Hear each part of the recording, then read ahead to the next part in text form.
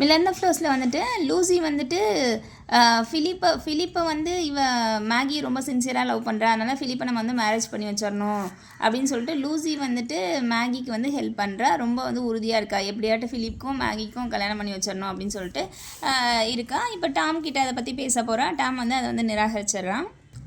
இப்போ ஃபிலிப் வந்துட்டு அவங்க அப்பா கிட்ட போய் மேகிக்கும் அவனுக்கும் உள்ள ரிலேஷன்ஷிப்பை சொல்கிறான். ஆனால் வந்து அவங்க அப்பா வந்து அதை வந்து ஏற்றுக்கல.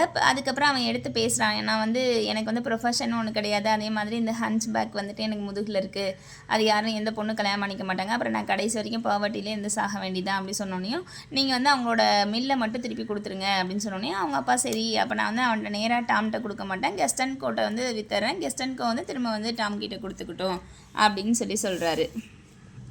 இப்போ லூசியானோட லவ்வரான ஸ்டீஃபன் வந்துட்டு மேகியை லவ் பண்ணுறதா வந்து ப்ரொப்போஸ் பண்ணுறான். இப்போ இவளுக்குள்ளே வந்து ஒரு இன்னர் ஃபைட் வருது, யாரை மேரேஜ் பண்ணலான்னு சொல்லிட்டு.